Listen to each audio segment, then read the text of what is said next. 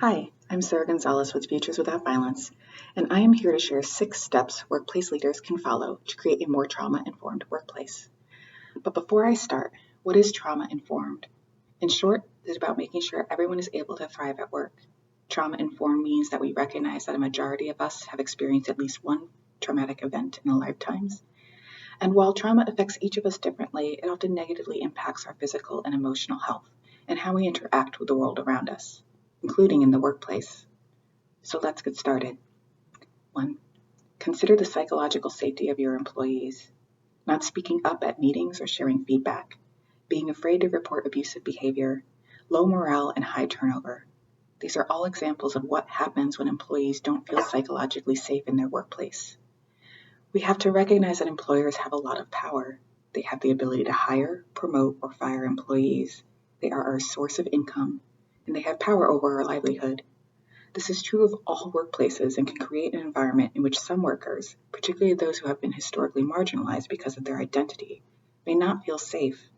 This is especially true for those experiencing sexual harassment in the workplace, who often have to choose between their safety and a paycheck. Employers have a responsibility to provide workers with a safe environment. We need to confront power and privilege and abusive conduct, and to seek to create greater psychological safety through equitable practices that allow workers to be their full and authentic selves without fear of marginalization or harm. Transparent, clear, and consistent communication builds trust. Being left in the dark creates distrust and erodes psychological safety. We must be clear about our policies and decision-making processes, share the rationale behind them, and implement them consistently. And we need to do this in a way that is accessible to all employees. This means moving away from legalese and jargon and communicating in plain language across multiple forms of communication, such as emails or during staff meetings. Information empowers, and this is especially critical if an employee is experiencing domestic or sexual violence and needs to know what help may be available for them. Foster connection. Connection and belonging are critical to our human experience. We need this in our personal lives, in the community, and in the workplace. Connection and belonging contribute to feelings of safety, supports resilience, and allows people to show up fully and be able to thrive. Foster mentorship. Make sure your leadership reflects the varied identities of your employees. Support affinity groups. Create culture of care.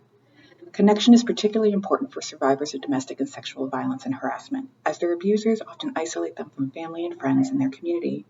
For some, the workplace can offer an opportunity to seek safety and support. Don't dictate, collaborate.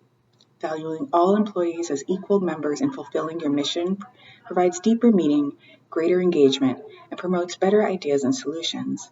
Employees should be fully engaged in all aspects of decision making, from project management to determining what is needed to create a safer, more supportive environment. Collaboration helps foster greater connection and meaning, which can lead to more resilient workplaces that benefit from the collective knowledge of all, not just the decision makers. Varying perspectives from lived experiences strengthen an organization's ability to achieve its goals. Empower with resources and choice. All employees, no matter what their role, need some level of autonomy, the necessary tools and resources to succeed, and support to grow. Employees should have a voice and choice in their work and how they approach their job duties.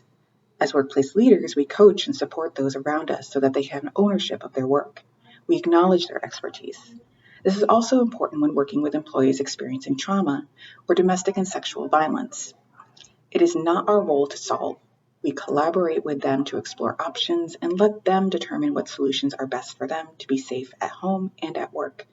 They are the experts on their lives and what they need to be safe and thrive.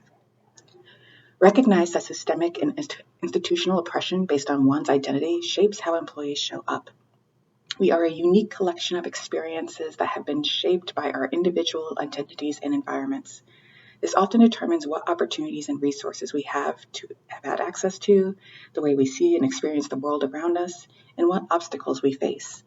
It is critical that we recognize that many employees experience sexism, transphobia, gender-based violence, racism, homophobia, and other acts of oppression and discrimination.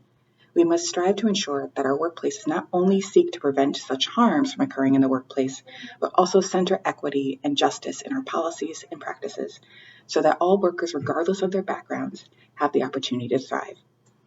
This can be hard work, but you don't need to do it alone. We are all striving to foster better workplaces.